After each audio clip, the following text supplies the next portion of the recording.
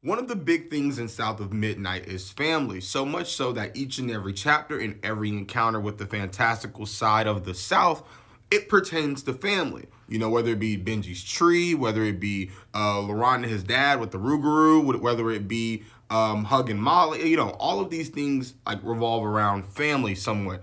And I think it's the best way to tell the story of the Flood family and how they go through and deal with their own generational trauma and family hardships. More specifically, I want to talk about Bunny Flood because she's at the center of all of this, right alongside Hazel. And we know from the game that stigma only shows up when there has been something truly like traumatic, when it's been something truly awful has occurred in that space. And like the game once said itself, the root of Bunny's pain runs deep. This woman has experienced something that I don't think any parent should ever experience, which we do see come up again later on in the story. You know, the idea of a parent losing their child and how much they'll hold on to that.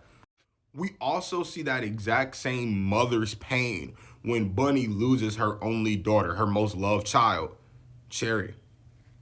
For more backstory on that, just know that Bunny was kind of a neglectful parent, and whenever something happened to her daughter, she always blamed Hazel's father, specifically for not watching the daughter, whether it be her dress getting dirty, whether it be her not necessarily be attended to in the moment. Bunny would always blame her son for anything that happened to her daughter because she loved her daughter that much. She would dress her up all she wanted, give her anything she wanted. One day, Hazel's dad saw that the daughter, his sister, Cherry, had dirt on her dress. He tried to go wash her off, like dipping her in the river, and the currents were too strong, pulled her in, and she drowned. Bunny, grieving at the loss of her favorite child, continued, actually, reprimanded like the dad, and she's been very neglectful and mean to Hazel's dad the entire time. But she also committed herself to the dark arts, to understanding how to manipulate the grand tapestry when she is not, sanctioned to do so, becoming a false stitcher. I'm talking about she's researching occult stuff like Rougarous. She's taken pieces of Benji. She took hugging Molly's heart, who was helping kids. She did all of this because she wanted her child back. And in her own song, she talks about how she's making the hardest choice because she feels so incomplete. Her life is moving slower. Every day is filled with more and more pain because her daughter isn't here. And towards the end of the game, after we confront her and we do everything we do, what with the option that's presented to Honey is that she has a chance to either face justice at the hands of Hazel, or she can essentially, go for Rue and Kushima's ploy of just going to Kushima's cabaret or going to that specific realm, not the land of dreams and nightmares, where she can live a life where she can act as if her child is there, and even though it's not really going to be her child, she will be there for eternity with that child, and she chooses to take that because that's how much she couldn't get over the loss of her child. She chose that rather than death, just being in purgatory with a copy, with an illusion of one. She also loses her only son, which is Hazel's dad. And honestly, she never really liked Lacey. And I think it's because Lacey is a social worker who is kind. But she doesn't seem super, like, she doesn't have that much animosity towards Hazel.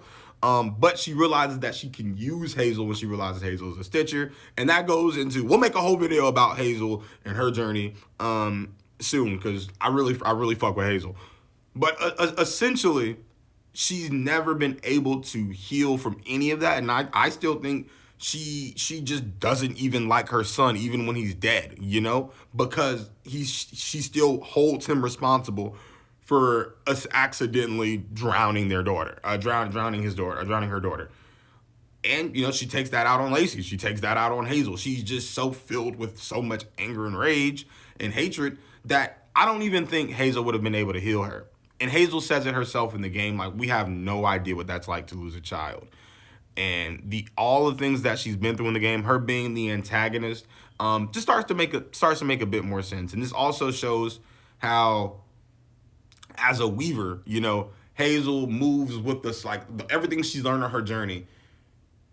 she did the kindness by just letting her grandmother know you don't got to keep doing this, and there's a way to stop, and it's pretty cool. I think it's pretty cool.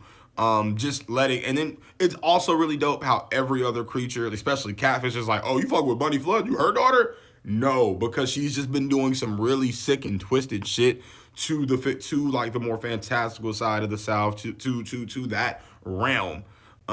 All in the name of just getting her daughter back, which we have to ask, in the game ask it herself, would Cherry even want this? We don't know. And that's just how much Bunny is so controlling, and she's so refusing to accept any other aspect of the truth. She doesn't care about what anyone else wants, only what she wants, because she's hurting. Really, it's still a really, really beautiful story, guys. Let me know if you want me to talk about more of this. I just wanted to come on here and talk about Bunny Flood because I can't do it in 60 fucking seconds, but I think she's really interesting.